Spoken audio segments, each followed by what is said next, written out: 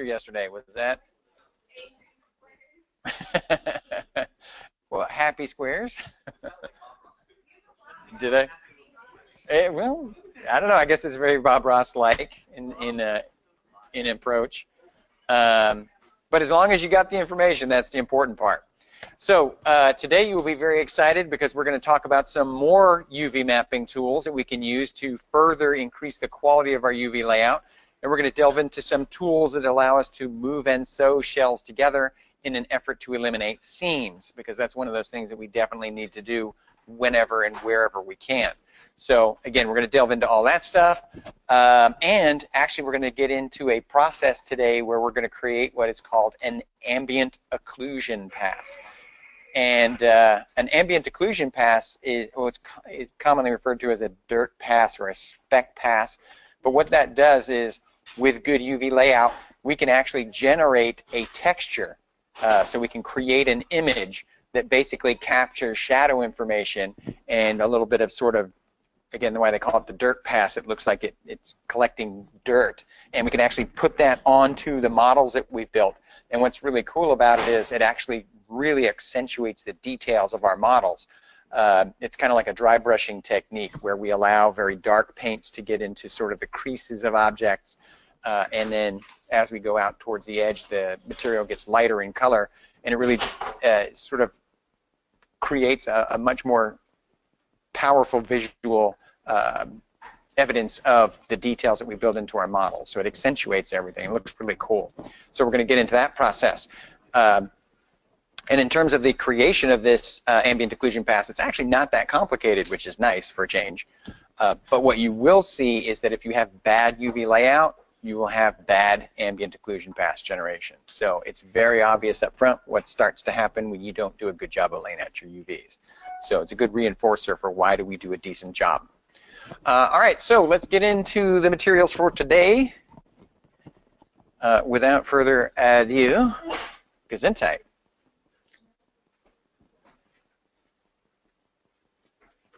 All right, lecture 9. Okay, so again, we're going to talk about some tools to improve the quality of our UV layout, and just to kind of give you an idea of where we start to see issues with our UV layout. If you noticed, if you look at the squares on this part of this object and the squares on this part of this object, do they look like they're the same size? No, not at all. And then the other issue you can see right away is, do the squares of this object seamlessly attach to the squares on this object? No. And what you're seeing there is what we call a seam. Literally, there's a seam. And it works just like clothing, where if you look at, well, it's kind of harder to tell on this shirt, but the way clothing works is when they print a pattern on fabric and they sew it together to make clothing for people, cloth is a 2D concept, much like a UV shell is a 2D concept. Human beings are a 3D concept, much like geometry is a 3D concept. So there's a lot of tailoring that takes place to make a 2D material fit a 3D object. And as a result, there's going to be seams where that material has to be sewn together. And when we're doing UV mapping, the process of taking a 3D object and making it a 2D object, sort of the reverse of making clothes to put on something, we're talking about peeling off a layer. The same kind of thing holds true. In order to have something lay out flat, we're going to have to cut some seams into it to allow for things to be flat. And these seams are things that we need to be very aware of and do our best to fix, or at the very least, hide well. And the idea of hiding your seams, again, very evident when it comes to clothing. You know, do I have a seam running down the middle of my shirt? No, they run it down the side here, right? Because you can see the pattern isn't continuous from the front to the back. But they put the seam under here because typically your arm is by your side and that hides it. Does that make sense? Similarly, we've got a seam up here on the shoulder of our clothing. And that's because we've got a change in shape. So that's a good place to hide a seam. The seam for the top of the shoulder is way up here because, again, you typically don't see that. So even in clothing, we're minimizing seams and or being very smart about where we put them. Does that make sense? So with textures, the same thing holds true. We want to make sure we minimize seams or at least do our best to hide them if at all possible. So that's the kind of stuff we're going to be talking about today. How do I improve the quality of my layout, and how do I hide those seams whenever and wherever I can? All right, now, as I was saying, the process of working with your UV shells is kind of like clothing, in terms of making clothing to fit a person, making a UV shell fit the object that you've modeled, similar ideas. And what you'll notice is when we start talking about the tools and the concepts of how to do all this stuff, a lot of the terms that we hear sound like they're terms a tailor would use. So some of the tools we use, like move and sew and things like that, again, it sounds like cloth-like verbiage, because that's what we're doing basically, is sewing pieces of material together. So, literally and figuratively, let's take a look at the move and sew tool so that we can see how this moving and sewing thing works. So this is an activity, so we want to make sure we set our project to the activity file folder.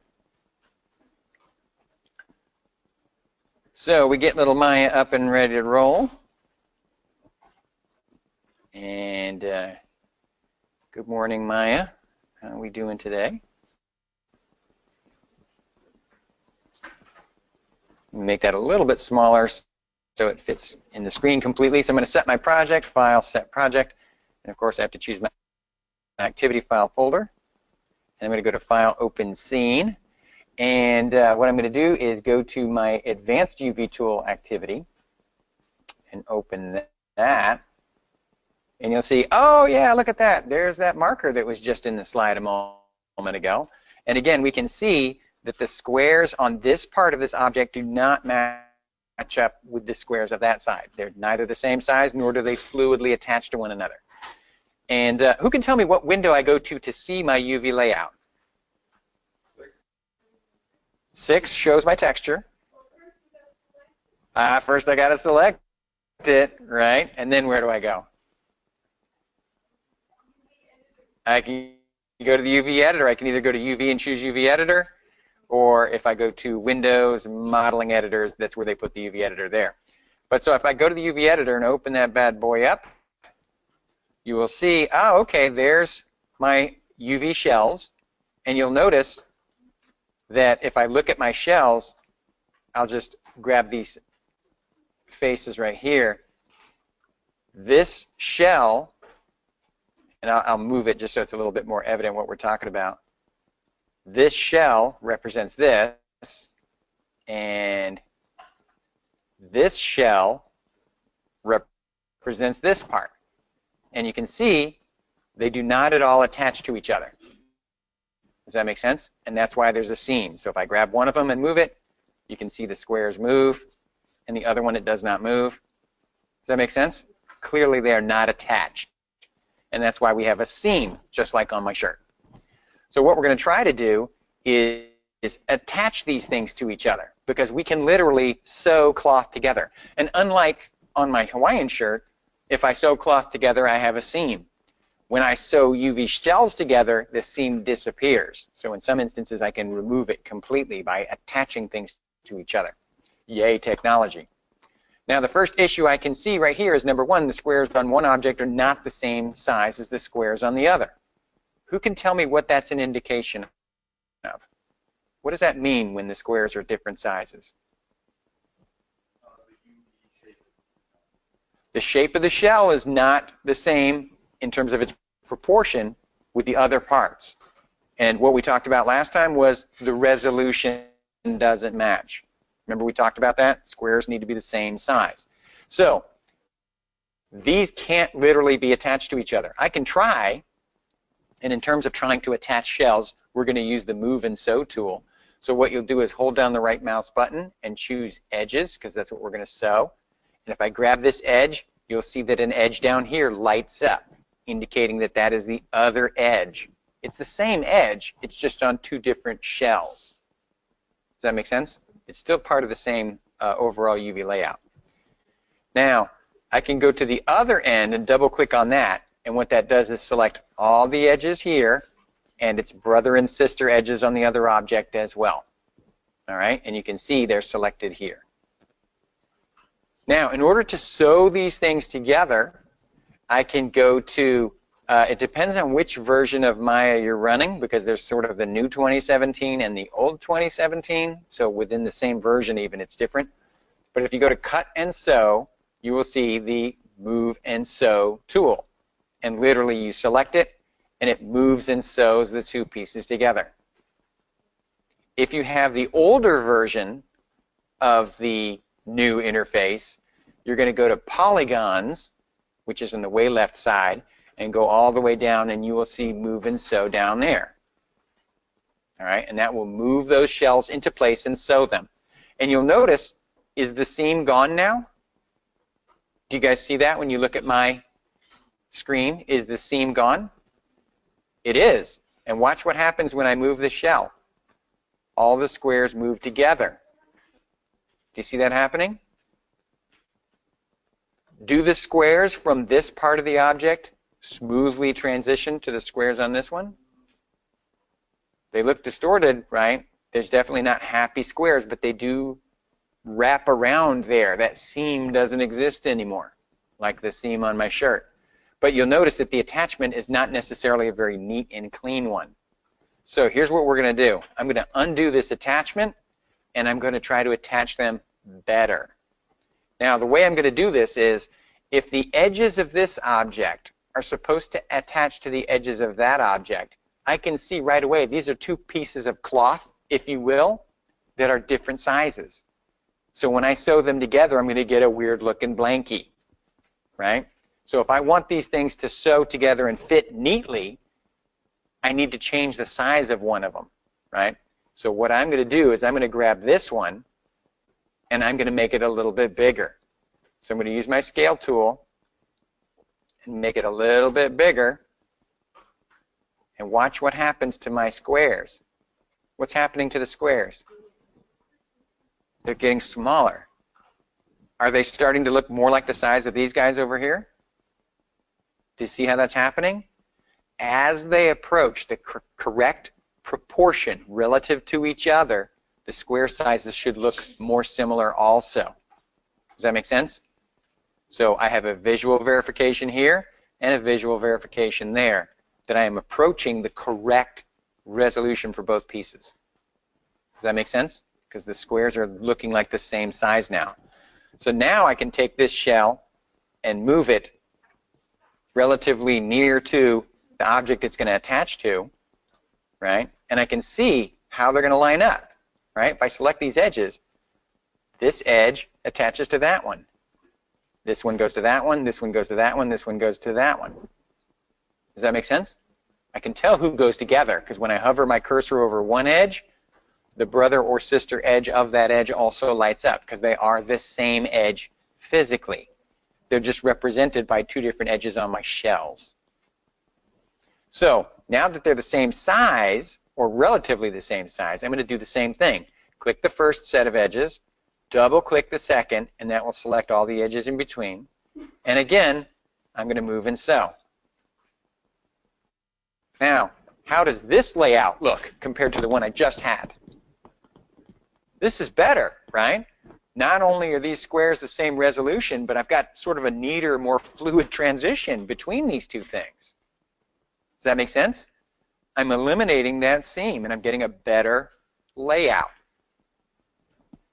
All right? Now, again, when I look at my squares, they're looking a little rectangle-y in here. So in terms of these faces, I might need to make a little bit of an adjustment to kind of square them up a little bit more.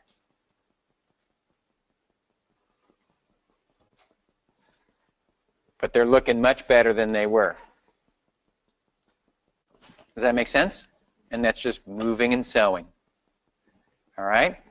Now, I've got some other pieces. Look right here. Here are the faces associated with this part of this marker cap. All right? Now, these faces are right next to these faces. So this piece attaches to that one. Does that make sense? So what I want to see you guys do, and Brian and I will walk around to see, try to get these pieces to attach to each other properly. And what I would recommend very highly as a beginner is when you are moving these shells around, move it close to where it's going to go first. Try to size it after so it will line up, and then try to sew it.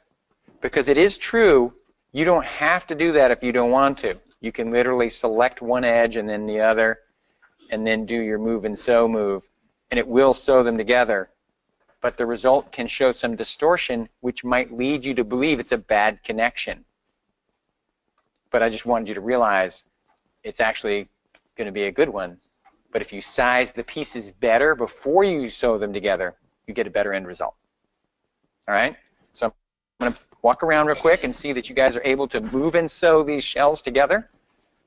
And try to sew a couple of them together. See how they fit together. Size them and move them and sew them into place. Because again, it's like making an outfit for your marker. It's a cloth material. How you doing with it? Okay. If you select an edge on one shell, like one of these up here, yeah, get edge mode. Yeah, it's just like in the interface. Yeah, grab your mouse. You want to go right mouse button and choose the component, and then select an edge.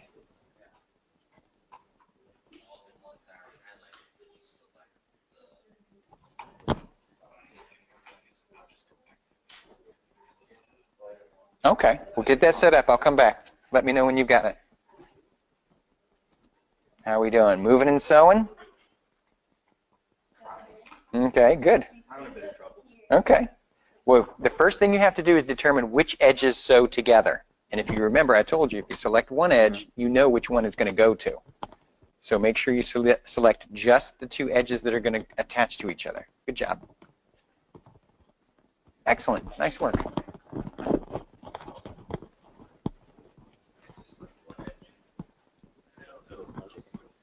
There you go. It's the Advanced UV. It's the one at the top. It's alphabetical. There should be one called Advanced UV.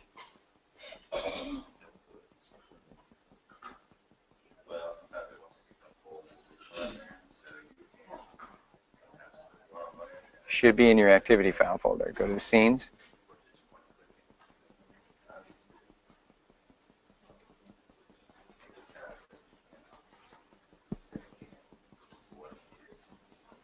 I don't see why that file is not in there, because it should be the Advanced UV mapping. I'm sorry, Advanced UV Tools. Advanced UV Tools.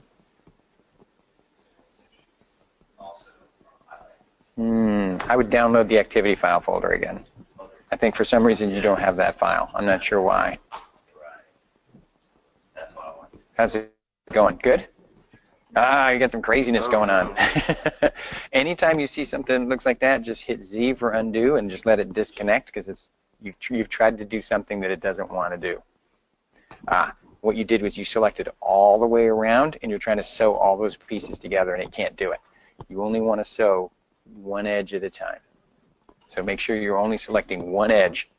Is there a quick way to double click the second line? Select one, and then double click the one on the other end. Then that's just going to get the ones in between. And that's a much easier way to figure out which one's attached to which ones.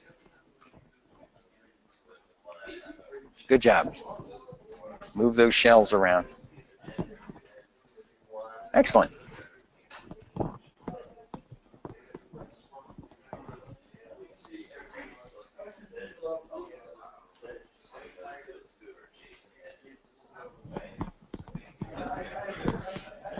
Did I do this right? Excellent. You're doing great.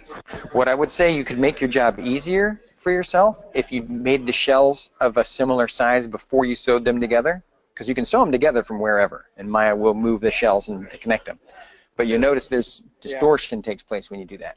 So if you hit Z, okay, keep hitting Z. That's all right. All right. Oh, no, keep going. They're still attached. Oh, can I do it? Yeah, just open the file again. Just open the file again. It'd be easier. Whole other level, right? There you go. And what I'd like you to do is go to those shells and make them similar sizes before you attach them to each other. Because you'll notice that some are narrower and some are wider. They should be the same size or really close if they attach. Does that make sense? So try to grab the shells and make them similarly sized in terms of their length, and then sew them together. And make sure when you're sewing, you're only choosing the lead edge. You don't want to get the interior. You're trying to sew the outside. Oops, sorry.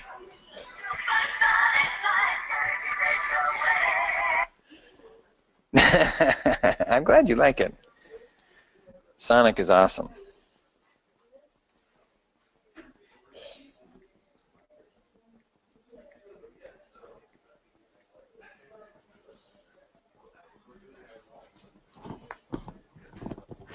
How you doing? Make sure when you're sewing these, you're only grabbing one edge. You don't want to grab like several, because it will try to attach them all at once, and that's where you end up with not such a great result. So try doing this. Click one edge. Just grab one. Here, click off in space so you don't have anything. Grab one edge. This one right here on the end. One more. There you go. Grab that one on the end. Boop. Try this again. Click just the one. Now, double click on the other side. Oh, try that again. Hit Z. There you go. Collect that one, and then double click there. Does that make sense? Now those two go together. And that's, you want to, yeah, that's when you do the move and sew. But if they look like they're different sizes, you might want to make either this one bigger or that one smaller, because that distance should be the same. Catch quarter. So you may want to take this, the whole thing, and make it either bigger or smaller so they match. But you select the UVs to do it though. Yeah, go to UV mode, because then you can move one shell at a time. Okay. Let's see. How did it turn out? Let's look over here. Yeah, that's looking good.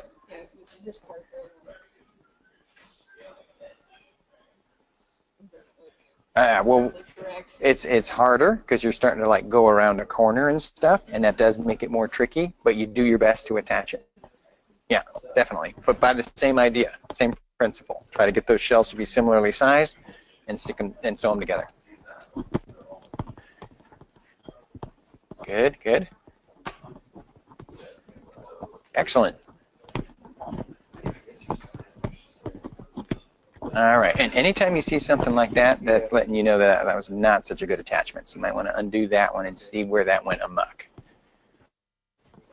And usually what you're doing there is you're trying to attach too many. You only want to do one side. So you're basically taking two things and doing that with it. All right, so it looks like you guys are doing pretty well with this. Like I said, what makes it easier is if these shells, because I know this edge is going to attach to this one, because when I select the edges here, they light up over there, so I know they go together. So when it comes to attaching those guys, what I'm going to do is grab this shell, and I'm literally going to move it. Even though Maya will move and sew, as the tool implies, I'm going to physically move it to where it's going to go, and I am going to adjust the size of it. And again, I'm not even looking at my squares. I'm just looking at the two pieces that I want to sew together. And I'm looking at them, and I'm saying to myself, well, if this edge and this edge are the same edge, really, then they need to be the same size. Does that make sense? If I'm supposed to connect these to each other, and this edge is this edge, then they should be similar lengths, because they're supposed to go together. So then when I got them looking pretty close, then I click one, and it selects both. And then I go to the other side and double click, holding shift, and it selects everybody in between. And I know those are going to go together. So then I go move and sew, boop, they're connected, and then that starts to eliminate the seam. Now it's true, I see a little bit of stretching going on here because this is becoming a rectangle up here. So what that's telling me is that these faces in here perhaps need to be adjusted a little bit. So I could literally just grab these UVs here and using my move tool, kind of, maybe I just need to take these guys in general and move them up a smidge. And then maybe these guys here need to come down, and these guys need to come up a little bit. But you can see I'm just sort of adjusting the spacing, and it improves the layout of my UVs because I can literally physically go in there and make those adjustments. All right.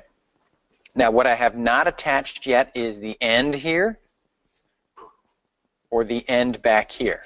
But that's okay. I'm making adjustments and things are improving. I'm liking where they're going in terms of layout. So that's move in sew. Now we have another tool available to us which allows us to cut UV shells. So just like a tailor when they're making clothes, they'll take a pair of scissors out and cut stuff sometimes. We can do that too. And in this instance, I'm going to change where my seam is. Now if I look at my geometry and I look at my UV layout, it looks pretty good from this perspective. When I go to the other side though, you'll see, where's my seam? Right there. Actually, wow, it looks pretty good, to be honest with you. I didn't think it was going to look that good. But this is my seam. It's down the side of my object. And what I'm going to do is I'm going to actually make it look worse so it's easier to see. So I'm going to kind of distort it so that you can see where the seam is more easily. Does that make sense? Okay. So this seam exists on the side of my marker because this edge does not attach to that one. That's where it ends. That's the end of the shell, the seam on my shirt. Does that make sense? And that's why I can see that there's not a fluid transition between the two, or at least not anymore. It looked better before, but I messed it up on purpose. But point being, you're going to have a seam there because if I physically sew this to this, it's no longer flat. It's now a cylinder shape. Does that make sense? That shell is just like a big piece of paper, right? What I've got is there we go. This will work. So what I've got is this. I'll put them right side up. Look, it's Dan. I'll put it right side up, right? So here's my shell. This is that. This edge is that edge. I can't sew this edge to this edge, or what I'm doing is making a tube. Does that make sense?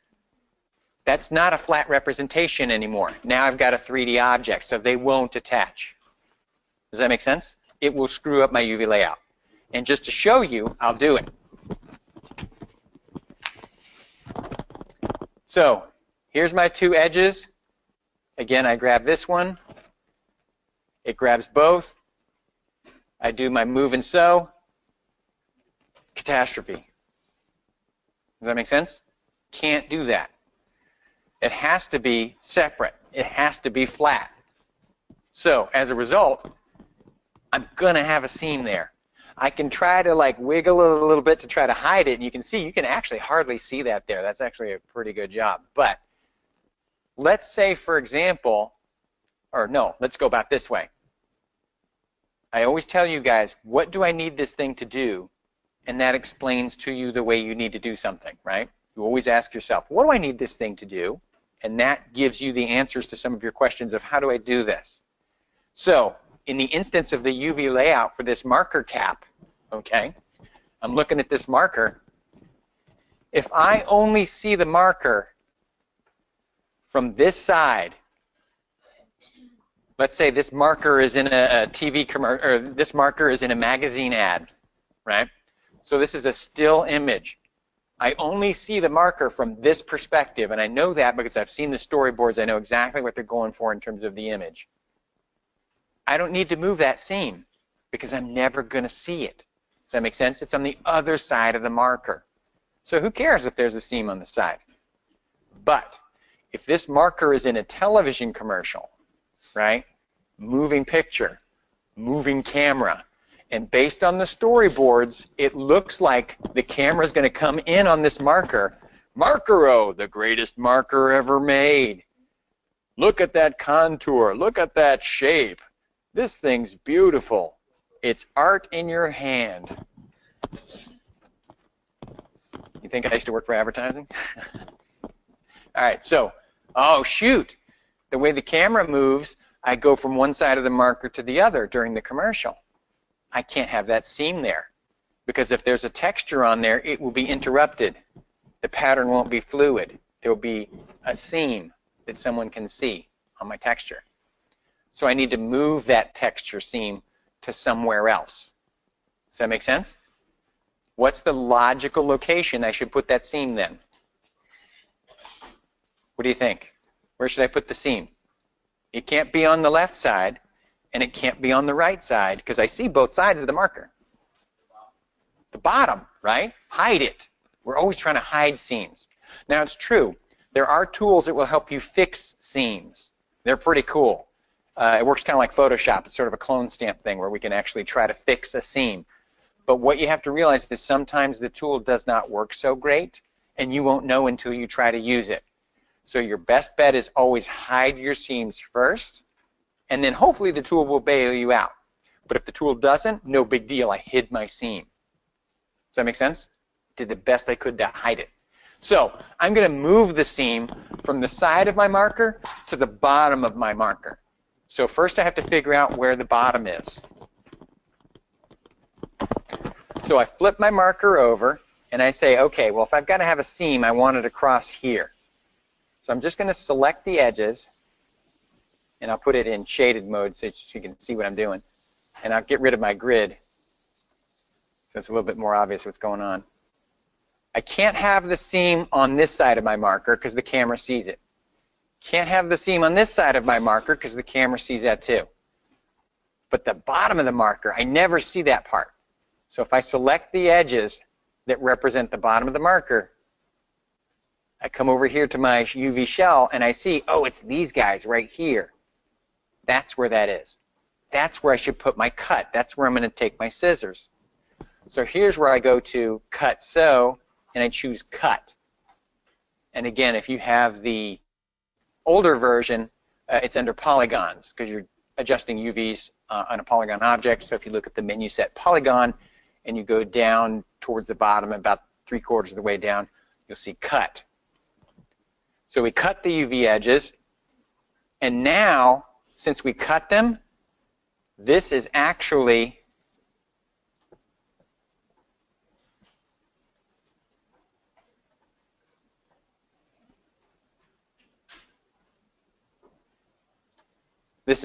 a separate piece now. I've just cut this off.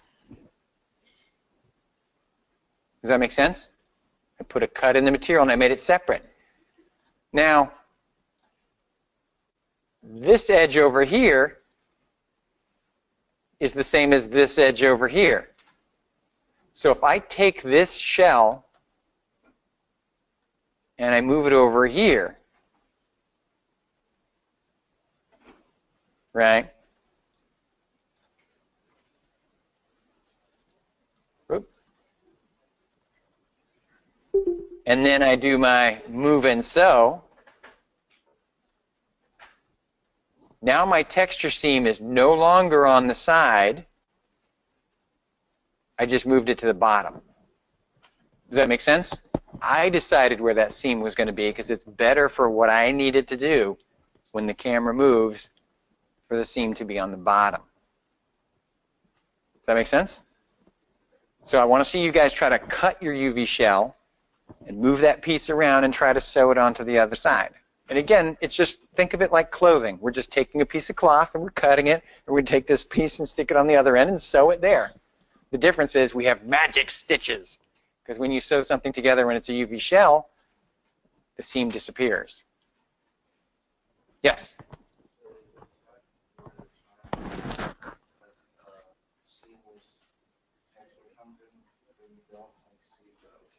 Yes, that when you don't see, yes, when you download what they call a seamless texture, what that means is the texture itself doesn't have a recognizable seam in it. But if your UV layout has a seam in it, you're going to see the seam because it's not going to line up right. Does that make sense? That's always going to show. But like I said, some textures are made especially to hide the fact that it is a texture, a flat image, and it's got a repeating quality to it so that no matter where you have it start or stop, it looks like it's fluid. But the UV layout is what determines if your geometry has a seam on it or not. Does that make sense? But if your texture has a seam, you'll have that kind of seam as well. But we're talking about the painting or the texture that you've created versus the shell. But they could both conceivably have seams. Does that make sense at all? Okay, because they're different, but similar ideas. All right, so let me see you guys cut the shells, move them, and sew them. I want to see you guys stick that shell on the other side. Right. Make sure you double click so it goes all the way across. Click off into space. Hide that. Wherever you want to put your cut, click one edge and double click on that one. All right, now go to cut. Cut UVs, yep. It's down here. All right, now you can grab this shell and move it away because it's going to be separate. Nope, you're not grabbing the whole shell. You're only grabbing the end, the part you just cut off. So go to UV mode.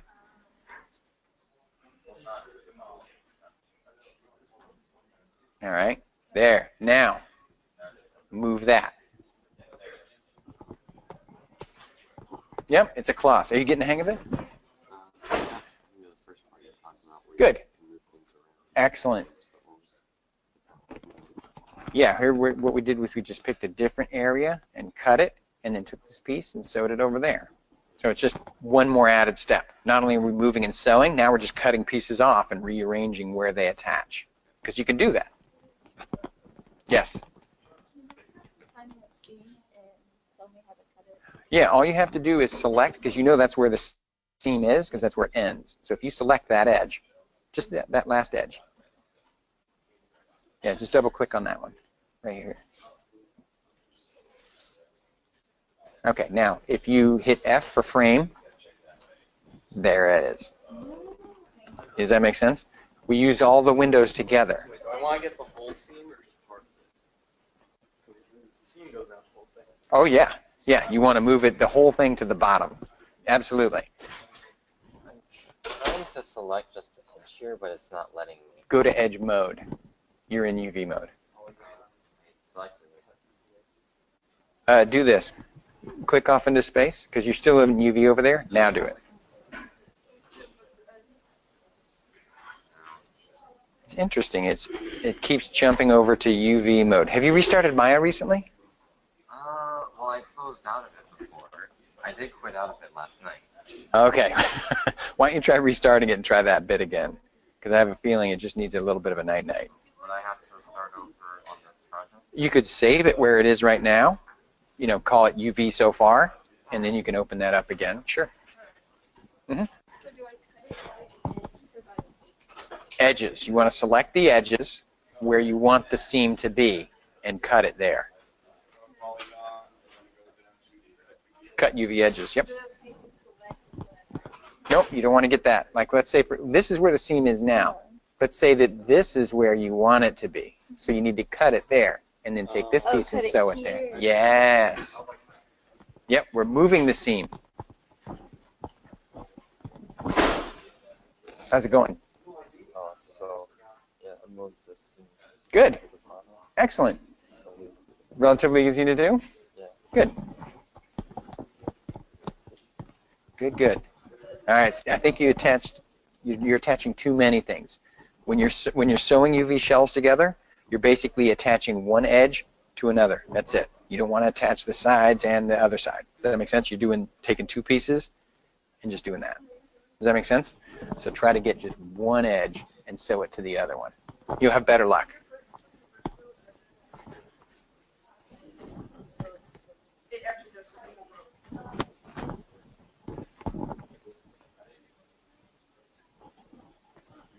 Yes. Figure out how to cut it. Okay, well, when you select an edge, you're going to go to polygons and cut UV edge. Yeah. That's nice. Right, and that cuts it, but then you have to select it and move it. So you got to go to UV mode, select the UVs that represent that shell, and then you can move it from one position to another. Good job.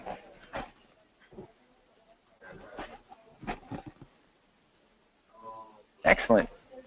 Quick question. Yeah. I didn't realize because I was going here for the Mhm. sewing. So when I was trying to move this part, Mm-hmm. all the UV were just going everywhere. Mm-hmm. So does that mean like don't use this one? Yeah, go over here to use polygons and yeah, sew UVs. Okay. Yep, you're doing great.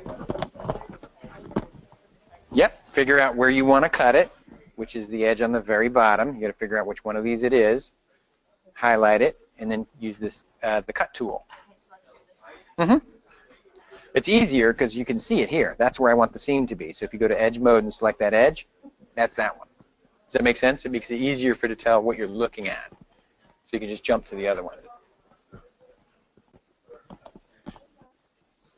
How's it going?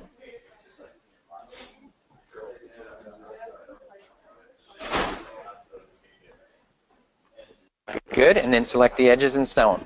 All you have to do is grab the interior one and sew them together. Good. Yes.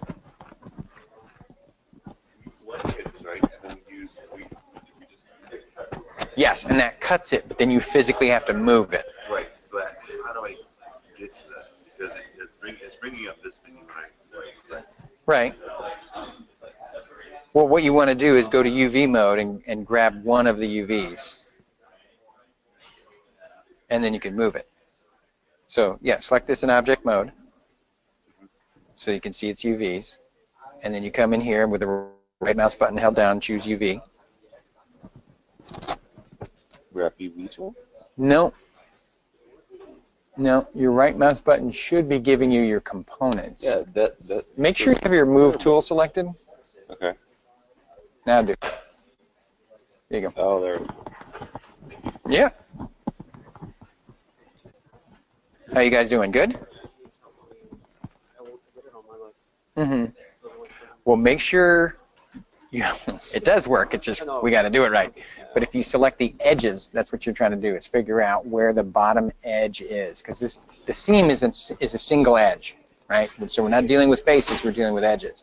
So if I want to put the seam down here, select that edge. Okay? Now, that's right there. Does that make sense? So double click on that edge there. Make sure just that one. There you go. Deselect that guy. All right, good. So now you've got those edges selected. So now you can go to cut UVs, and that will cut those guys. And then you can just move it, because it's like, again, like taking a piece of cloth and cutting it off. Yep. Now go to UV mode, and you can move that shell. UV. Double click on a UV. Yep. Pick one on the piece you cut off. Just double click on any one of those guys. Okay, you cut that one off also. You must have had those edges selected in a previous try, but you'll see you can move that piece now. Go ahead and grab it and move it. You see? You've cut it out. Now, if you wanted to put that back, you could literally select those edges and use move and sew, and it would sew it back in. Does that make sense? But we're moving in UV mode, and we're cutting and we're sewing in edge mode. Does that make sense?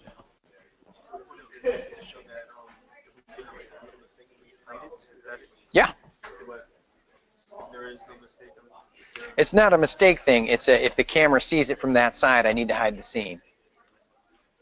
Because that's where your texture will show that. That's correct. Well, not necessarily a mistake, but a seam. Just like the seams on my shirt are hidden here on the side. Right? Because it's less visible. I don't put the seams in the front. That would look ridiculous. So you want the seam on the bottom, but not on the sides. So what you want to do is attach those to each other, and that will eliminate the seam on the side.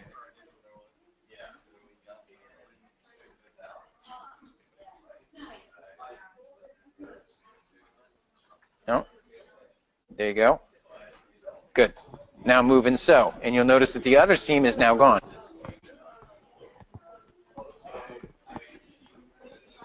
Make sure when you're cutting your shells, you're selecting edges and use your cut UV tool. Oh, you got that? And then when you're trying to move them, you want to be in UV mode. So go to UVs and double click on any UV that's in that shell. Double click. Now, that's a separate piece you can move. Does that make sense? So you can move it to the other side and sew that edge. Now you got it. Good.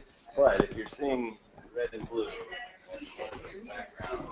All right.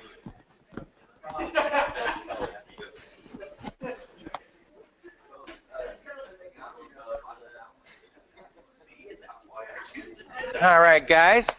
So it seems like you guys are doing pretty good with this. Like I said, the whole idea is the UV shell is infinitely malleable. We can cut pieces off, sew them together, cut another piece. We can move that seam. We can size the shells, whatever we want to do with it.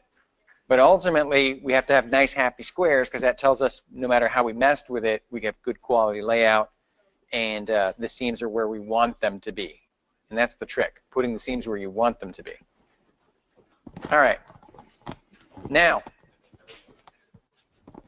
let's talk a little bit about improving the quality of our UV layout again. In terms of improving the quality, something that we can do after we've kind of sewn our shells together and they're starting to look pretty good, we can use a tool which basically works like an iron. How many of you guys have ever ironed a button-down shirt? Okay, and you guys do that? It's like, I hate that. I hate ironing button-down shirts, right? You got to iron the buttons.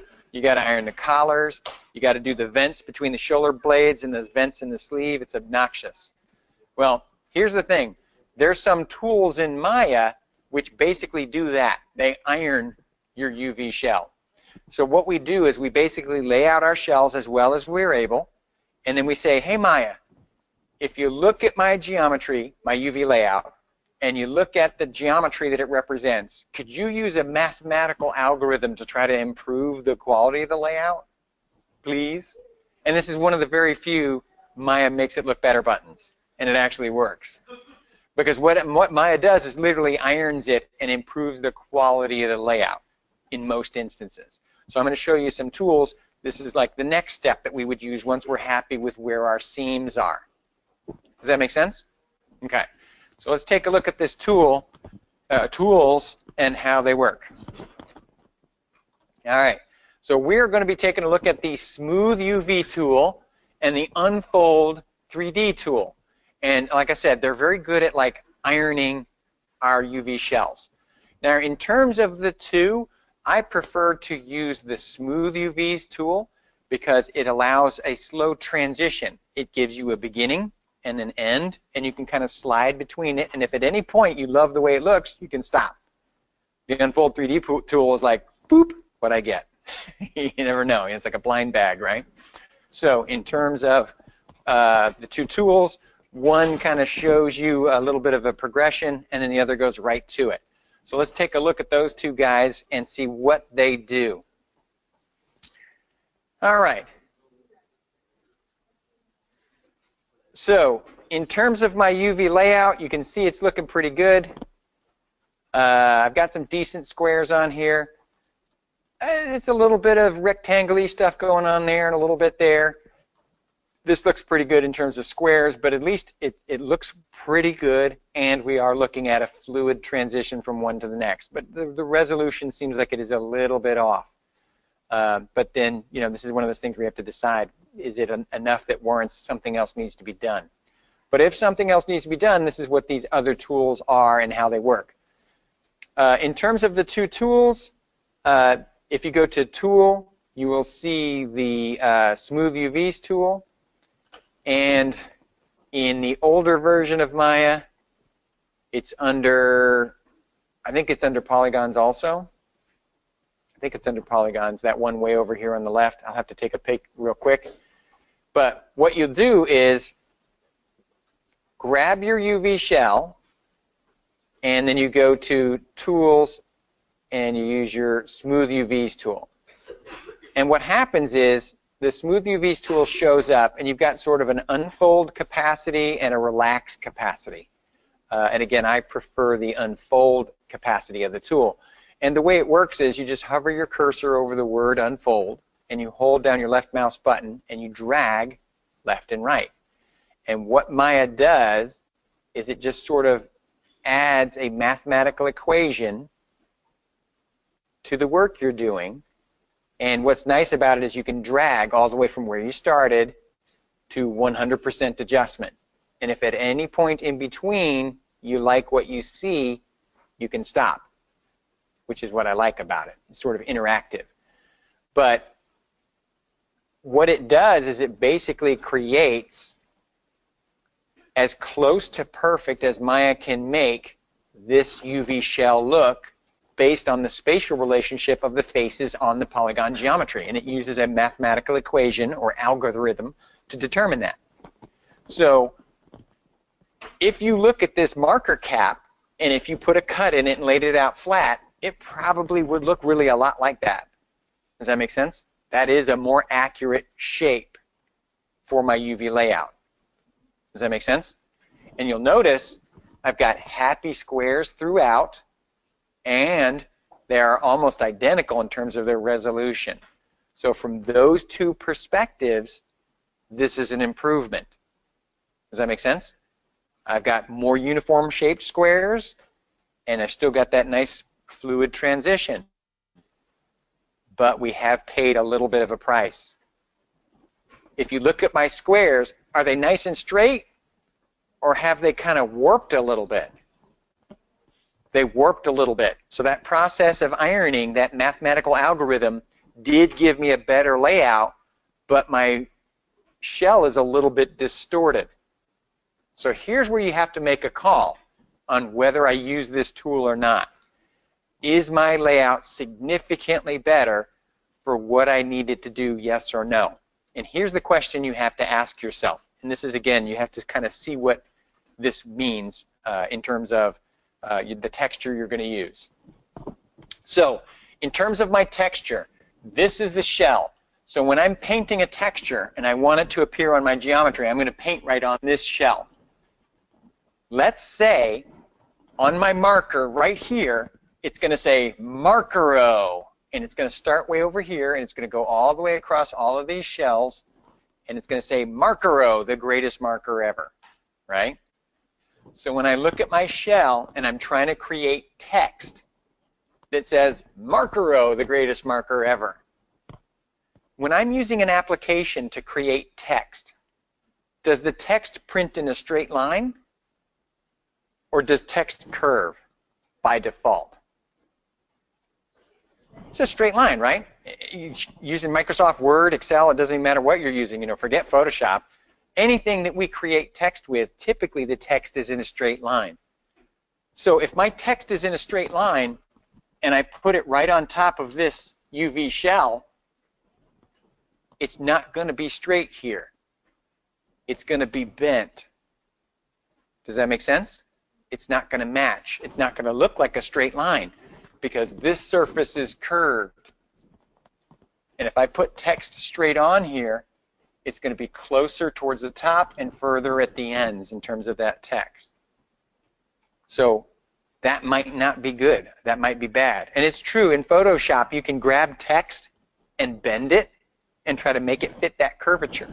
I could make the text fit by bending it, but that will distort the text as well. Does that make sense? It won't look like the same font. It'll look a little different. So what you have to ask yourself when you're doing a UV layout and you're deciding, do I need to push this further and make that UV layout better? The question you have to ask yourself is, what texture am I putting on there? Because if I'm using text on this UV shell as part of my texture, this is actually not the best solution. Does that make sense? It's going to be harder to get that text on there and make it look good. But if this marker just has like an ambient occlusion pass on it, some color, like this piece is just a solid color, and I'm going to put some nicks and scratches in it and you know, maybe a logo, maybe not, that's not a big deal. Does that make sense? So if I have to put text on there, and it looks way better if the text is straight, then really the better solution for me, for this instance, is to not unfold it. Don't use the Smooth UVs tool, because I can take text and just stick it straight on there, and it's going to line up perfectly on there, and I got no worries. Does that make sense? It has everything to do with what do I need it to do.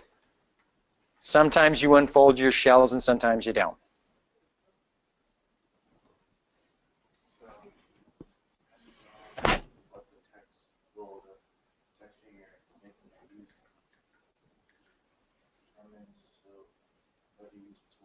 Yeah.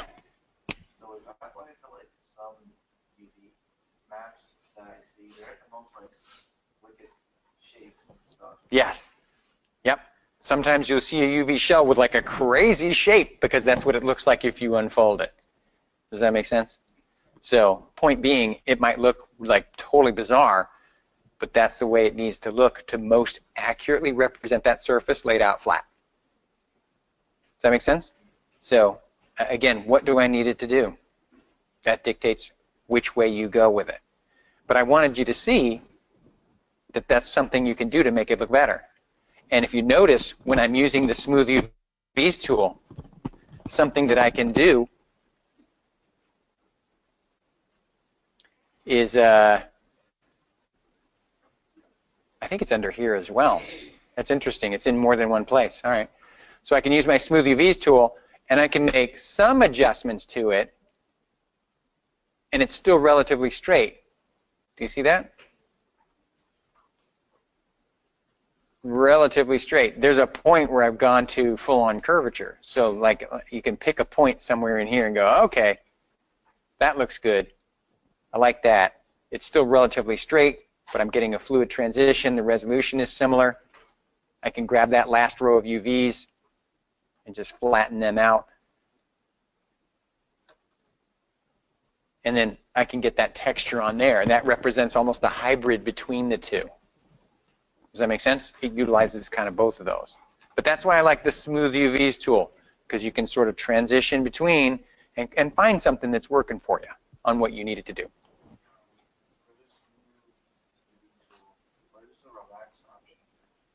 It's much the same in terms of its behavior or what it's supposed to be doing. I've not had a lot of success with getting good layouts. So it's not my tool of choice, but you may decide you love the Relax tool, and based on what you set it for, it gives you everything you need. Does that make sense? It's not a bad tool at all. I just learned the Smooth UVs tool well enough to do whatever I need it to do, and I know what it's going to do. I can predict it, and I can use it effectively. Does that make sense? Much like the idea that you can eat with a fork or a spoon some types of food. It's just your choice which one you like better. Does that make sense? I know it's kind of a weird reference. But point being, if you've learned to use a fork with this particular food item your whole life, spoon seems weird. So, but that doesn't mean spoon is bad. In fact, there is no spoon. But point being, it's hey, look, here's a tool. This is the way it works. I like it. You may discover your own tools and workflow. Please share them. Make sense? So again, Smooth UVs, I like it because it does the work interactively, and you can kind of see how it goes.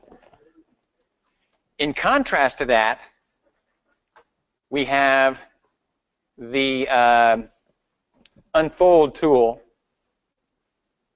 which it comes in two different varieties in terms of whether you're using the new one or the old one. But in terms of the setting, what I'd like you to do is select Pin UVs and Pin Unselected UVs. And what that means is any UV that's not selected, don't do this ironing to. So you can literally select the things you want to iron.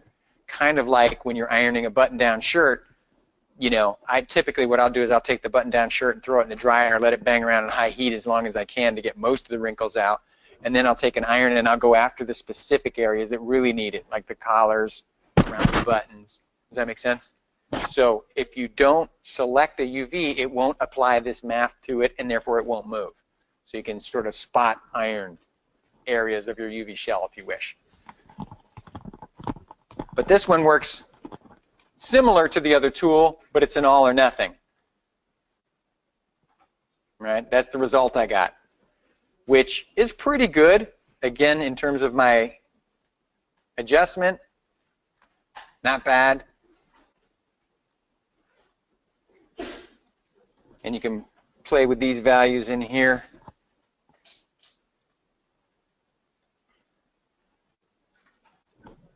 And again, you can just do part of it. Just select those UVs. Just unfold those guys. Maybe just these guys.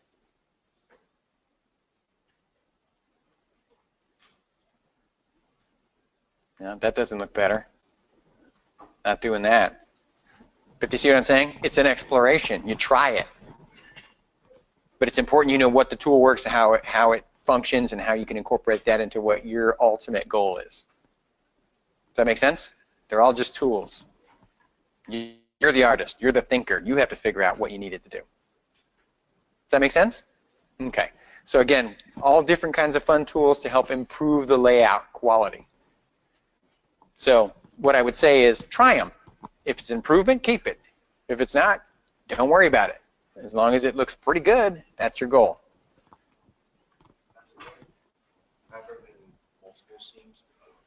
Oh, heck yeah. There can be tons of seams. It depends on what you're UV mapping. But yeah, there could be seams all over the place. It just depends on how complex the object is. Because some things have a lot of shape change and curvature, and that's going to yield like a crazy amount of seams.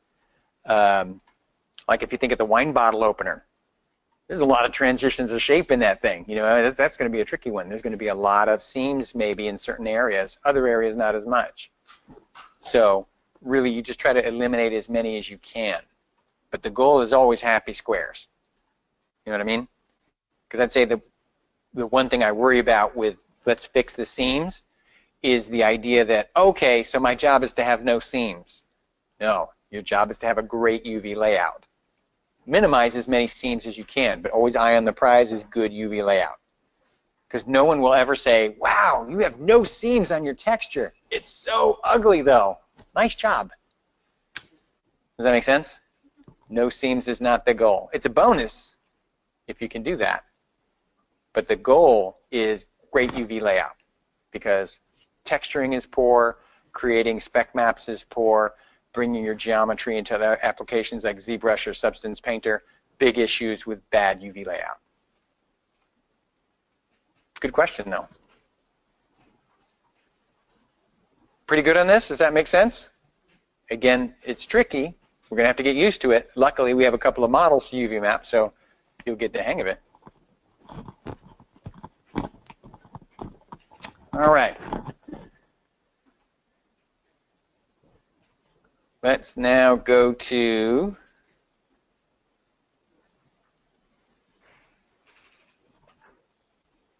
back to our slides. Okay. Now, oh, incidentally, before I finish, I want to make sure I show you very important things about my UV layout. Let me grab these guys. All right. Now, once my UV shells are all looking good, right, and they're attached as much as I can attach them, things are doing everything I need them to do, remember, ultimately, everything's got to go back into the 0 to 1. So what I want to make sure that I'm doing is, again, once everything looks happy, I grab my UV shells, and then I shrink them down, and then I got to fit them into my 0 to 1 space. And if I need to, I can take them all and rotate them. You know, you can put those shells in there any way you wish.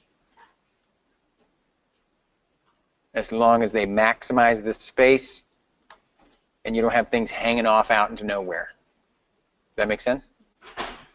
All right. But again, if I'm going to be putting text on this thing, most likely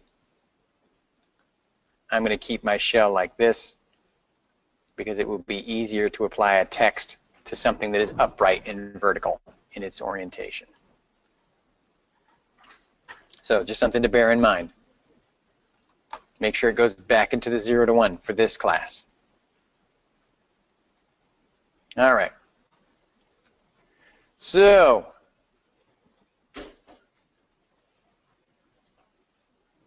boop. After everything is back into the 0 to 1 and looking good, this is where we move forward and start making textures. Because literally the process of creating a texture, we take a picture of the 0 to 1 space. And then we use that picture to paint. And it's kind of like paint by numbers. You paint in the shell. Whatever you want to appear on the geometry, you paint inside that shell. So literally, what we do is, again, we fit all of the UV shells into the 0 to 1 space, and then we take a picture of this. It's called a UV snapshot, and it literally just takes a picture of this. It creates an image, and we can bring it into another application like Photoshop and paint a texture for it. And we paint the orange where we want the orange to go. We paint the dancing monkeys where we want the dancing monkeys to go.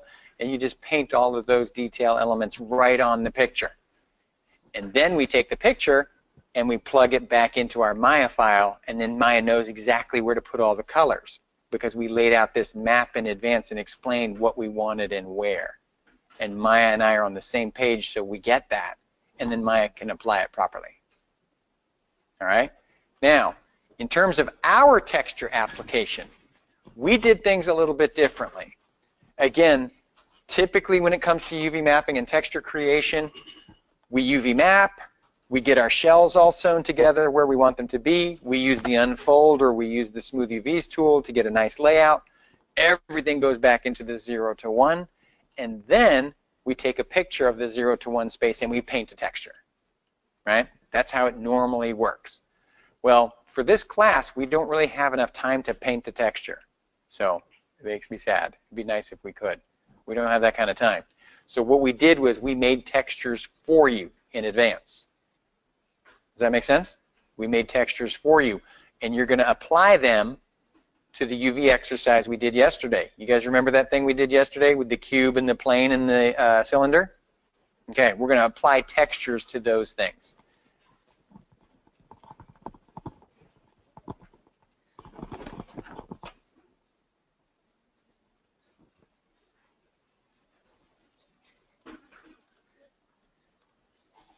All right. So I'm going to open up my UV activity that we did yesterday. And what you will see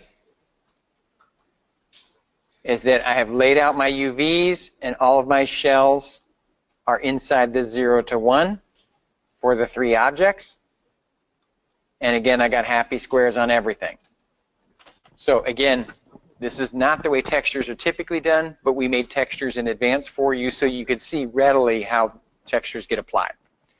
So what I'm going to do is I'm going to select my object, and just to help demonstrate, I'm going to take my UV shell out of the 0 to 1. And then here's where I'm going to create a texture and apply it to this object. Now, when you are trying to apply a texture, which is an image, to an object, there are a series of steps you have to follow. These are the steps for the application of a texture to a piece of geometry. These are the steps. Okay, so first we create a new material. And again, you'll notice that a lot of these steps seem similar to other things we've done. And yay for similarity, because that helps us remember. So first we create a new material. So in this instance, I'm going to choose Lambert. of course, because we do Lamberts in this class. This Lambert is going to become the texture for my plane. So of course I'm going to name it plane material. Sorry, my fingers are getting cold. It's harder to type. Plane material. Now, in terms of bringing images into Maya, and that's what a texture is. We also bring images into Maya when we create image planes, right? You guys remember those? What folder in Maya do we put images in if we want to bring them into Maya as an image plane, which you will have to do for all of your level 3 assets? Source images, right? Source images folder is the default folder in Maya where Maya goes to find images. So guess where I put images that are going to be textures? Source images. It looks there too. Now the good news is our project is set to our activity file folder right now, right? Because we're doing an activity. So guess where the textures are that I want you guys to use? They're in the source images folder of the activity file folder. So they're already in place. But I want you to remember when you are applying an image as a texture to your geometry, you have to put that image in the source images folder. Does that make sense? Because that's where Maya's going to go looking for it.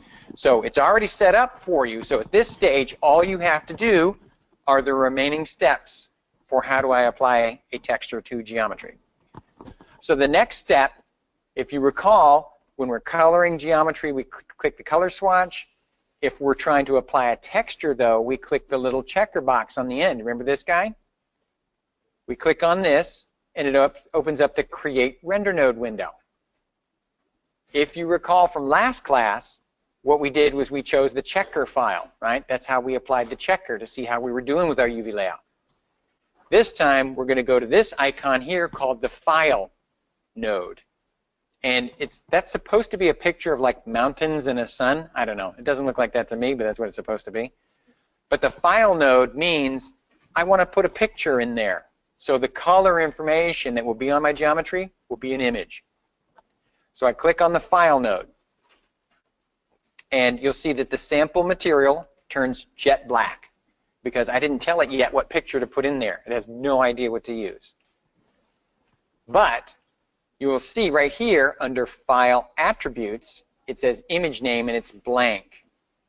Again, this is Maya not knowing what you want to put in there. But luckily, we have this little yellow folder. And if you recall, little yellow folders mean navigate me to the thing you want me to use or find. It's a path creation thing. So all I have to do is click on the yellow folder, and Maya immediately goes to my source images folder, because I set my project, and it says, well, which one of these images do you want? Well, I want my plane texture. And I hit open. And what Maya does is it takes this image and it plugs it into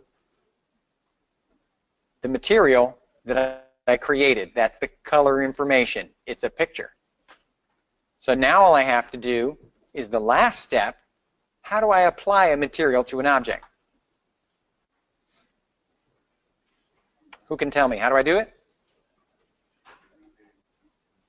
Middle mouse button, one of many ways. Hold down the middle mouse button over the material in the hypershade, drag to the object in question, and let go.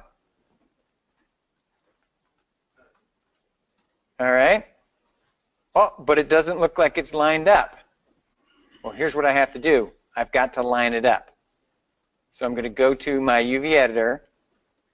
Oh, yeah, that's right.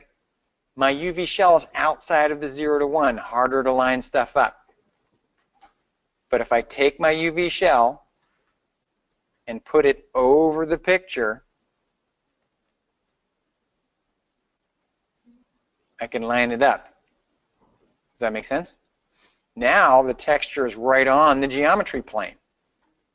And it becomes immediately evident why textures are so cool. Because when you look at this, it looks like a framed picture. There's a lot of detail on that. Look at that ornate geometry that I modeled. I didn't model anything. That's a geometry plane. But the texture makes it look like it's got a lot of detail on it. This is the aspect of modeling for video games that my friends who are working in the industry right now, this is the part they love the most. They love taking something really simple and painting it to look like it's got monster detail on it, and there's nothing on there. That's a geometry plane. But using what we know about highlight and shadow, we can create the illusion of detail. That's the part that they love, creating the illusion of more detail than there really is. And it doesn't matter whether we're talking low-end video games or even the highest end games there are. If you can save polygons by painting details in instead of modeling them physically, your engine's going to run faster and you can spend more time on other things that will eat up that calculation time. So even the best video game there's ever been, they will paint detail on stuff to make it look like it's more complex than it is, to save polygons so that they can really use them where they want to. So putting in the texture for the detail helps out with the time of render. Yeah, absolutely, because the texture can be calculated more quickly than polygons. So you can save some time by having a texture element instead of a physically modeled element. Does that make sense? So if I've got a choice between having a 1,000,006 polygon character and a 1,000,000 polygon character, because I can paint some of those faces on something else, I'm going to do that because I want to make the character 1,000,006 polygons. Does that make sense? I save polygons on something else by painting the detail rather than modeling it in. So if it's sort of a tertiary piece, a background element, why not just paint the texture on there? And honestly, some video games, some of those handheld ones, it's all painted detail, because if you saw the model, there's really not much on there at all. But it looks way cooler when you put that texture. Does that make sense? A little bit? Okay, good. If it doesn't, don't panic, because we're going to hit this again and again and again. Not just this class, but model creation, portfolio, like every modeling class after this. If you are going to be modeling polygons, these ideas are going to be in there. So if you don't get it right this second, that's totally fine. You will eventually. I like to put these ideas out there, get the wheels turning, make those connections early. Maybe next time you hear these terms and these ideas, it'll click better for you. My friend recommended to me a site that has preset free textures called PixelFed. Mm-hmm. Is that something you talk about? I don't talk about specific sites because I think I get in trouble if I give anybody credit or somebody else not credit. But what I would say is there's a lot of websites out there that make textures for you that may or may not work. But again, it's one of those things where in some instances it's perfect, but in most not great. And that's why we make our own textures. But that being said, are there some applications out there right now that make the texturing process a cakewalk? Like Substance Painter? Yeah. You know, man, it's actually that application frustrates me because like for years I studied and worked on my ability to paint nice textures, hand painted stuff, and now there's an application that does most of the work for you. I'm like, great. But welcome to technology. You know, they're always trying to find ways to speed up the process without hurting the quality too much. So that's going to happen. But point being, there's a lot of different ways you can generate textures or borrow textures. But it depends on what you need it to do. And sometimes you do a mix. You know, you paint on images that already exist to get what you want out of them. That also happens. But very rarely can you just take a picture and slap it on geometry and it looks great. Normally it looks like you took a picture and you slapped it on geometry. So usually we have to do something. And thank goodness we're artists. All right.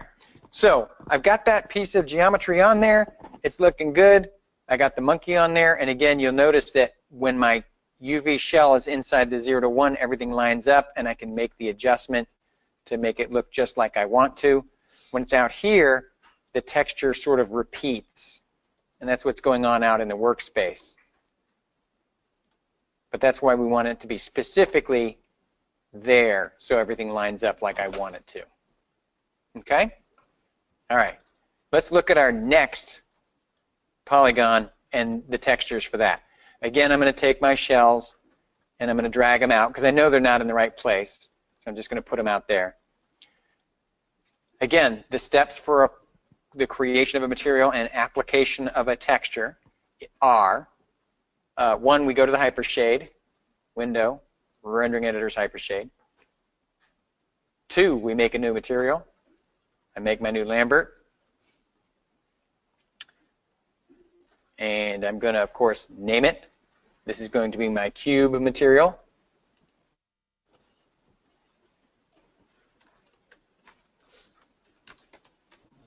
Okay. Next step, I go to the color channel of the material I created, and I go to the checker box at the end, click it. And of course, when the Create Render Node window opens up, I go to the File node. Again, thank goodness it's repetition, because if you do it a couple hundred times, you remember. So now I'm in the Placement node, and I go to the File Attributes to where it says Image Name, and here's where I'm going to plug in the image. So I click on the folder. Because I set my project, it goes right to the Source Images folder, and I'm going to choose my cube texture. All right. And then, of course, in the Hypershade, I see my cube texture, or cube material, so I drag and drop it on there. And just like before, nothing is lining up because I got to get my UV shells where they're supposed to be so that the information transitions through each of these shells. So here's what I'm going to do. If I grab the front of my cube, I see that that is this face right here. And if I look at my texture, which is of a cute little monkey inside a cage, this is obviously the front of my cage. So I'm going to take that shell, and I'm going to grab just that shell.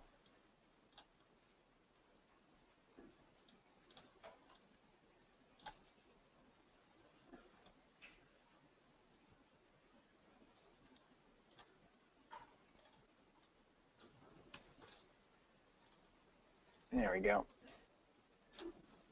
Okay. Take that shell, and I'm going to drag it and put it over the sad little monkey in a cage. All right. And again, you can see right away why textures are so cool, because that looks like it's actually a modeled monkey inside of a cage. That looks like it's got depth and everything. But no, just a texture. All right. Let's look at this piece up here. This is the top of my cage. It represents this face up here. The top of my cage is this texture right here. So again, I'm going to take my UV shell and drag it so it's over the one that it's supposed to represent. There's the roof of my monkey cage. All right. Here's the bottom of my monkey cage. This is the texture for the bottom. So I can grab this guy and stick it on there. Here's the side of my monkey cage. That's this face right here. There's the side of my monkey cage. So I'm just going to drag it and put it on there.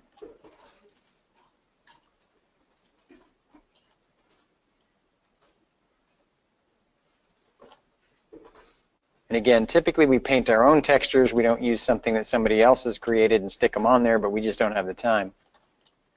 Here's the back of my cage. There's the picture of the back of my monkey. So I'm just going to put that one where that one goes, right over here. All right. Looks good. Now all I have to do is get this one looking good. This is the other side of my cage. I grab that face. Oh no, this is the other side of my cage right here. And that represents this face. So I drag it and I line it up. So now all 6 faces are over the 6 textured components. All right? And this is called collage UV layout. And it's called collage because all the UV shells are separate. None of them are on top of each other, no crisscrossing, no layers on top of each other. They're all laid out flat in their own little space of the 0 to 1. Collage UV layout. All right? Now, there is a problem, though. What does that say? Regnad. Is that what it's supposed to say? Is that monkey in Regnad?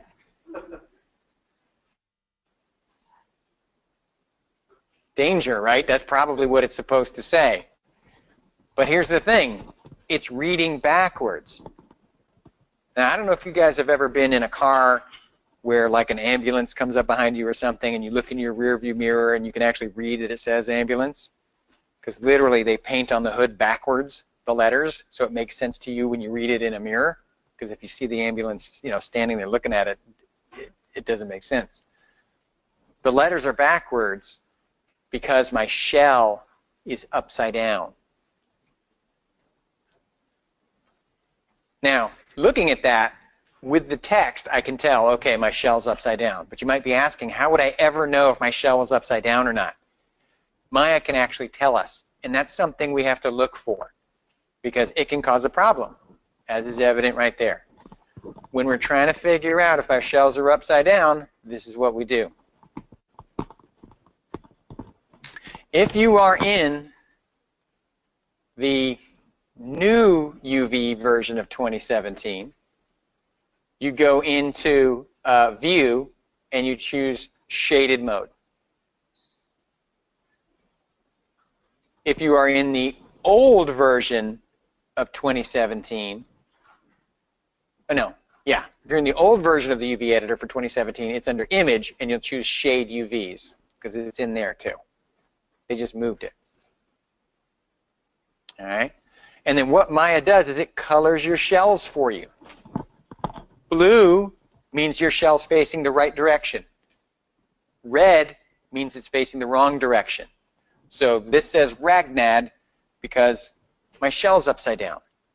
Now, these are also upside down, so I'm going to have to fix them as well, but there's no text on them, so it's harder to tell they're upside down. Does that make sense? But this is something we have to look for. Incidentally, what do you think Maya uses to determine if a shell is upside down or not? You got to use your brain on this one. What do you think? Take a guess. What's that? No, not necessarily the cleaning tool, but it uses some of the ideas that the cleaning tool uses. How would Maya figure out if the shell was upside down or not? What do you think it would use? What's that? Not necessarily the axis, but we will get back to that being the reason it's upside down, because that's part of the problem. You guys remember the normals? What do the normals indicate? It will tell you which side the light is shining on it, right? And then that's how it figures out if it's flipped or not. Because the outside of the object is where the normals are. So if there's not a normal on that side, it knows it was backwards. So now, back to how did that happen? Do you remember when we were UV mapping this thing? We were UV mapping the sides of it in positive X. And then the other side, which you thought would be negative X, but we shot it in positive X. So we basically took a picture of the inside of the cube because we were using X for both sides. So I got a picture of this, and I got a picture of this when I was taking pictures of the cube on X. There is no negative X option, so I couldn't get the outside. So that's how it ended up the wrong way. But the good news is it's super easy to fix.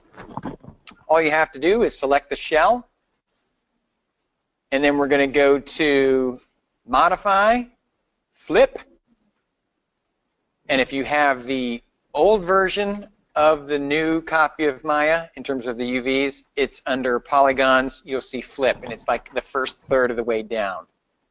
You'll see Flip. So all you have to do is grab your shells and flip them. Grab your shells and flip them. Once they're all blue, then everything is reading properly. Everything's facing the right direction. All right? Now, again, this is a collage UV layout. All the shells are separate. They all have their own little space. Because in some instances, we don't do collage. We do another format called stacked UVs. And what stacked UVs do is we can literally take these shells and put them on top of each other so that the same image goes through all the shells. So let's say, for example, I wanted this texture to appear on all 6 sides of my object. I don't want to see a monkey. I just want those boards on the whole thing, like it's a crate. You know, if you play any video games, everything's got a crate in it, right, for you to break open. So what you could literally do is select a shell and put it on top of the texture element you want.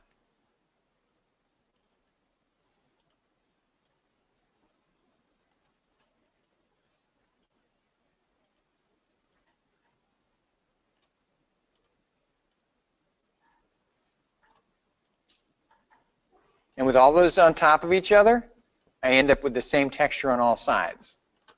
Whatever the shell is over, it transmits through, and it's now on the geometry. This is a stacked UV layout. What do you think an advantage of a stacked UV layout would be? Do you think there's any merit to it? What would a stacked UV layout do for you, do you think? Like if you're making assets, Mm-hmm. it simplifies it that way. You don't have to. It's almost like duplicating. Yeah. Like you duplicate or you make one copy with just by simply sliding the face of the polygon Mm-hmm. onto the texture that you want, Mm-hmm. and then when you're done, you can just duplicate it to make multiple assets instead of having to individually create, like say, another crate, and then Mm-hmm. if you want a crate with the monkey in it, just simply slide the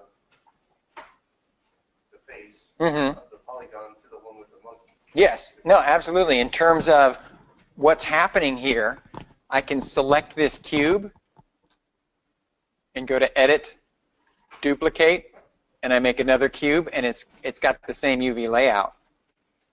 So I can make a whole bunch of objects with the same texture on it. But what I was talking about is what would be the advantage of putting all of your shells on top of each other like that? Well, it just created the brand new object.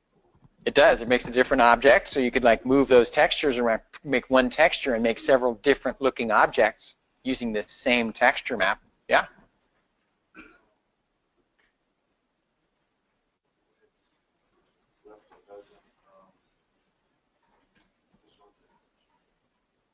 When it's flipped, it doesn't do it. When it's facing the right way, yes. If there's text there, it will read the correct direction. No, absolutely. Absolutely. But wouldn't it also be easier if I really wanted this object to look like that crate on all sides to just paint one texture and then put all the shells on top of each other and then it's done? I don't have to paint 6 little sides for my texture because it'll go right through all of them. Does that make sense? It saves space. So I could have one smaller texture, less processor speed, less taxing on my machine, and get the same thing. So there's all kinds of trade-offs, and that's why I always say you have to think about what do I need this to do so that you can make very smart decisions about how you want to go about doing something. But for this class, we are doing stacked UVs, which means they all get their own, or sorry, we do collage UVs, which means they all get their own separate space. So everything is going to be in its own little area, all separate. And the reason we're doing that is because we're going to create an ambient occlusion pass, and we need all those shells separate from each other. We can't have them on top of each other, or it will give us errors with our ambient occlusion generation. They need their own space. Yes? So with all the textures stacked on, like they said, that can make a crate. Mm-hmm. So if you were to make like different like versions of like things and boxes, Mm-hmm. would it be easier to make them all separately or to put them all in just one UV? Well, that's actually what he was talking about, how you could have like a couple of different crate designs on one texture, and just based on where you place your shells, you could make the different objects look completely different than each other. Yeah, that's very smart. Again, it's trying to get the most you can out of what you have, because you have to be resourceful, literally, because you have limited amounts of calculation or processor speed. So you're always working towards, how can I make this thing calculate quickly or quicker? Because again, for a video game, everything has to render immediately, real time, or it's not a video game. It's a flip book. So if you want it to be fluid, it's got to math pretty quick. But there's some good thoughts there. That's good. I'm glad you guys are thinking about this. All right. So again, this is collage UVs. Okay. Now, let's do the last one. And again, this is our goal for this class. We want collage UVs. Everything, and incidentally, in terms of grading, all right, because you know if I'm teaching you how to do this, you're going to have to do it, right? You're going to be UV mapping. So in terms of grading, what am I looking for in your UV layout? 1, happy squares, right? I want to see happy squares on whatever it is you've UV mapped. 2, I want your shells neatly to fit into the 0 to 1. Everything neatly in there, right? Nobody outside, not even one UV outside. Everybody inside, right? 3, I want to make sure everything is nice and blue, because blue means facing the right direction. Does that make sense? So in terms of what I'm grading on, you know what I'm grading on. Good UV layout means happy squares, and 4, none of the shells are on top of each other. Everybody's got their own space. So in terms of the 4 things I'm looking for, blue, everybody gets their own space. Happy squares, everything's in the 0 to 1. That's what I'm grading for. So when you guys are UV mapping the assets you've built, which is what you're going to do, those are the things you have to make sure you're doing. Does that make sense?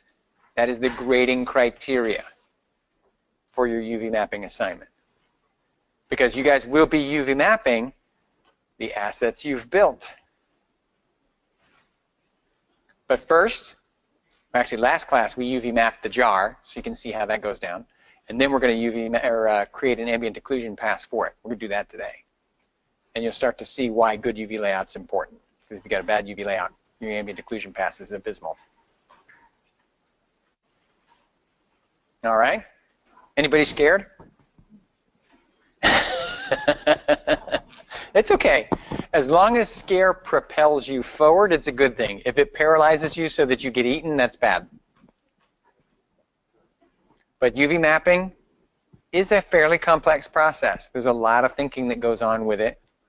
And if you are going to be modeling with polygons, you need to understand it. And that's why we go over it so often. This class and every class afterwards. You need to hang on to this information. All right. Let's take a look at our last object. Because we're almost out of time. Shoot. I hate when that happens. All right. Well, we won't look at this guy. But I've shown you how to apply the texture. So you can do that third one on your own. Again, create the material, plug in the texture into the channel, the color channel, and select the image file. But let me get to the last thing I want to talk about today, and hopefully we'll get a chance to do it, is we're going to talk about ambient occlusion. What the heck is ambient occlusion? All right, everybody make a fist right now. And take a look at the top of your fist. And if you look at it, you'll see what looks kind of like a tree with 3 branches. You guys see the tree in there? What you're seeing is a little bit of sort of self-shadowing going on there. Light can't quite get in there, and it creates these crevices that are very deep and dark. And what that does is it really shows off the details or the wrinkles in your finger. Does that make sense? That's something that light really does. Well, we want to incorporate that into our models. We want that kind of detail on there. So we can create what we call an ambient occlusion pass. And the way an ambient occlusion pass works is we basically take an object and we apply a special material to it. And this special material, it's kind of like photographic paper. How many of you guys have ever heard of or are familiar with the old school photography process where you've got that photographic paper and it floats around in the fixative and the images come into existence seemingly by magic? Well, this is a similar idea. I'm going to take my object and I'm going to make it out of this special material, which basically, on a face-by-face basis, looks at how the light is shining on it, and it says, oh, these areas get shadow. Okay. And it records that information in the form of a picture. And basically what it's doing is it's remembering where's the shadow on this object, and it generates a texture image from it. So once we've made this image, we can take that image and plug it into the color channel of the material, and it will apply the shadow to our object all the time. So whether there's light on it or not, it doesn't make any difference. And what that does is it makes the whole object look a little bit dirty, a little bit dingy. It puts shadow information into the corners, just like the shadow you see in the creases of your finger, and it accentuates the details of your model. It makes it look pretty cool. And what's also nice is when you're looking at that map, that texture that it creates, that can actually help you paint a little bit because it's sort of a guide to where things are. So you can literally take that image, bring it into Photoshop, paint on it, and then bring that back in. And it's very helpful. Yes?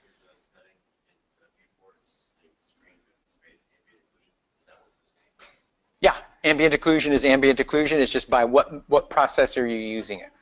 Does that make sense?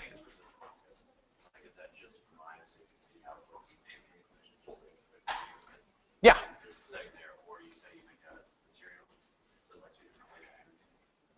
One is permanent, the other is temporary. Does that make sense? So let's take a look at the process. Hopefully I'll be able to get through it.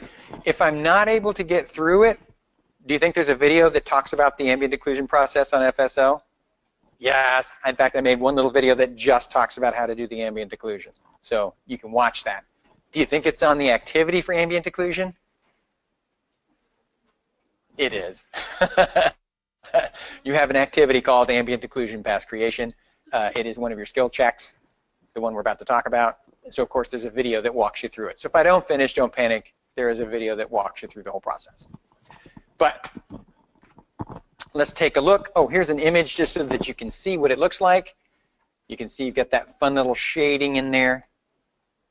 And of course, it is super fun. And you are ultimately going to create for your skill check an ambient occlusion pass for this pepper mill. The good news is the pepper mill, we built it. Also, in terms of the pepper mill, we already UV'd it, so you don't have to do that.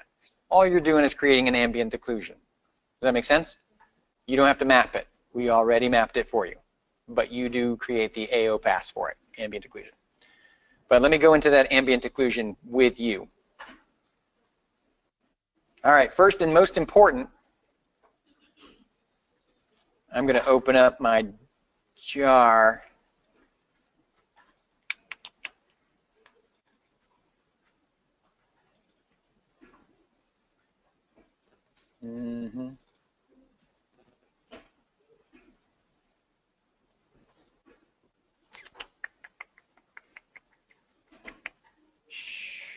I don't know if I got my finished one in there.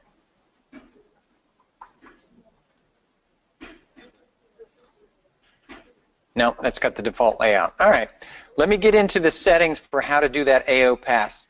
Probably the trickiest part of the whole process is making sure you have your Arnold renderer turned on. Because by default, Arnold is not turned on. And Arnold is the rendering engine or the mathematical equation that figures out what a final image will look like when you do a render. So in terms of turning it on, these are the steps for turning on the Arnold renderer. You'll go to Windows, Settings and Preferences, Plugin Manager. The Plugin Manager is a section of Maya which holds a whole bunch of third-party plugins. A plugin is like an accessory. It wasn't built by the people who made Maya, but they built it so it would work with Maya.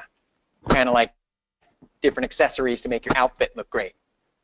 Right? Not everything is made by Justice, but we can get it so that it matches. All right, so we go to Plugin Manager, And you'll see there's a whole list of crazy things that are not turned on right now. And thank goodness, because Maya takes long enough to start as it is. And what I want you to do is look for the element here called MTOA bundle. And this is the Maya to Arnold bundle. And if you downloaded Maya from the link that I gave you on FSO, that's there. If you got Maya from somewhere else, it might not be.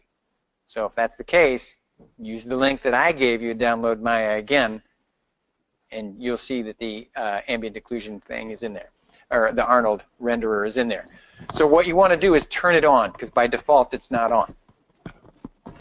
So you're going to come over here and just hit loaded,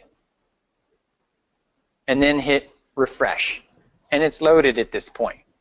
And what you'll notice right away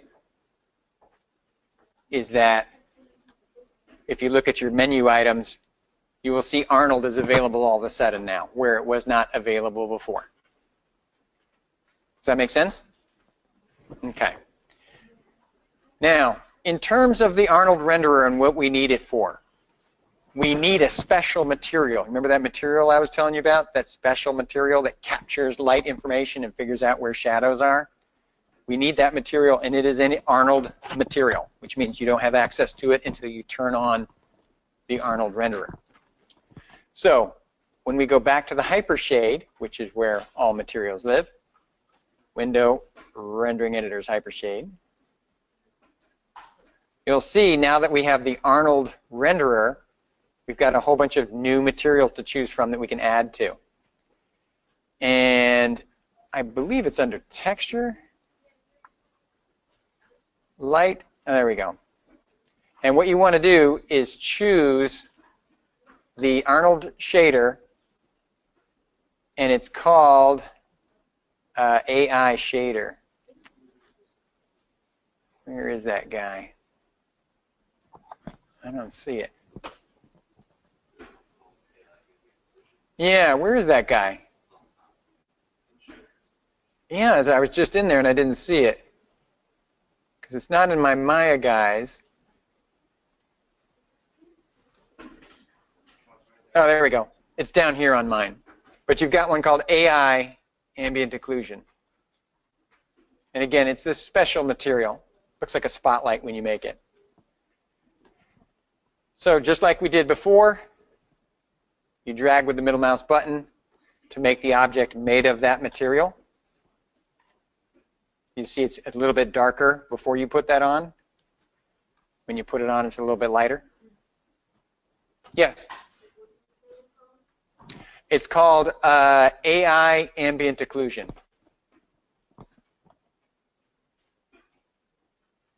And again, this is that special sort of photographic material that captures light information.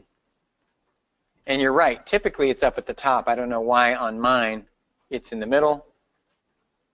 But that's what makes life interesting. Anyway, as long as you got the material, you're good.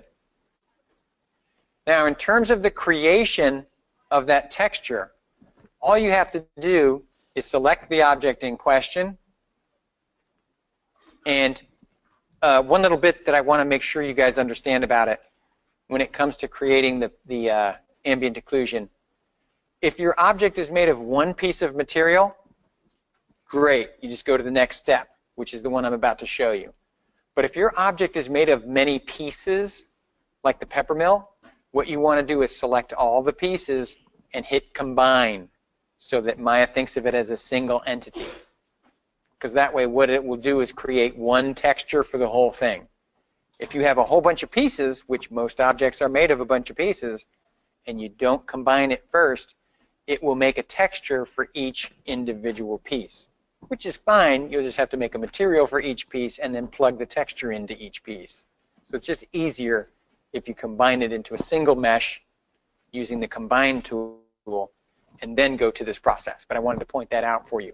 The jar in this instance is a single mesh, so I don't have to combine anything. Is there anybody who doesn't understand what I was talking about when I said that? Okay, because that is fairly straightforward, but like I said, when you're trying to do it yourself, everything seems to go wrong.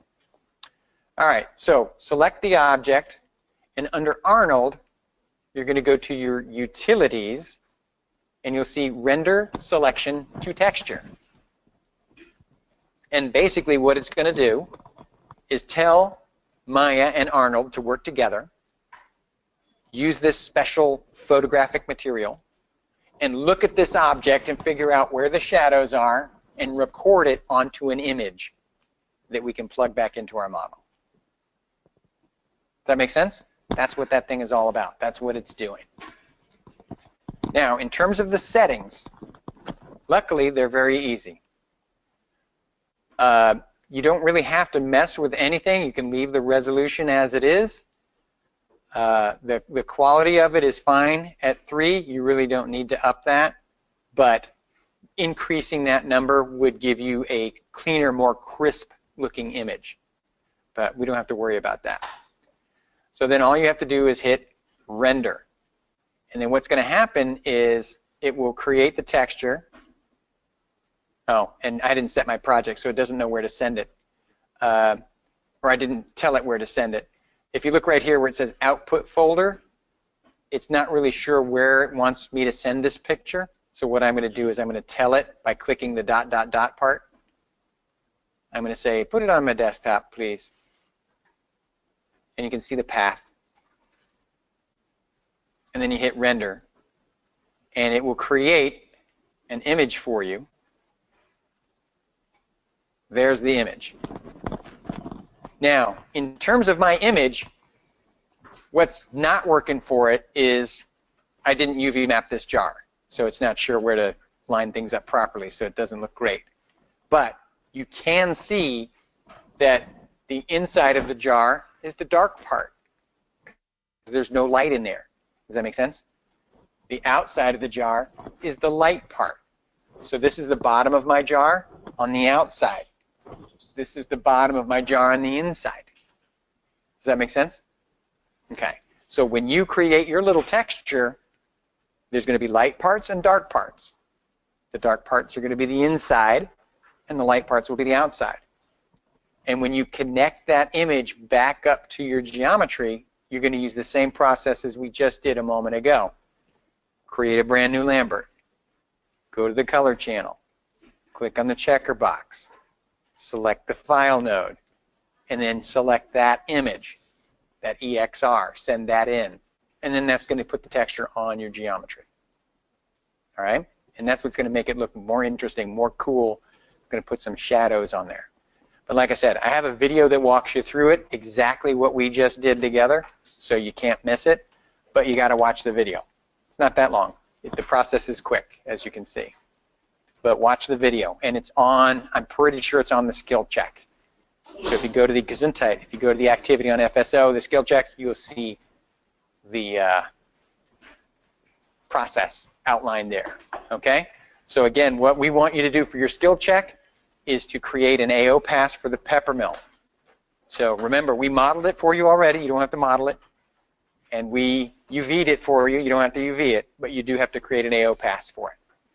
And it is made of many pieces, so you will have to combine prior to the render to texture order. All right? Any questions about that? No? All right, then. I will see you guys again on Wednesday, and we'll do some more fun stuff. We're going to be wrapping up our projects really at that point, so the final details will be put on then. Hopefully this is making sense for you. Like I said, if it's not, in the lab is a great time to get that ironed out, or come see Brian in the Google Hangout. Get some help. A little walkthrough doesn't hurt anybody. So make sure you're making good use of all that help out there. See you later, guys. I will catch you on Wednesday. Have a good one. Yes.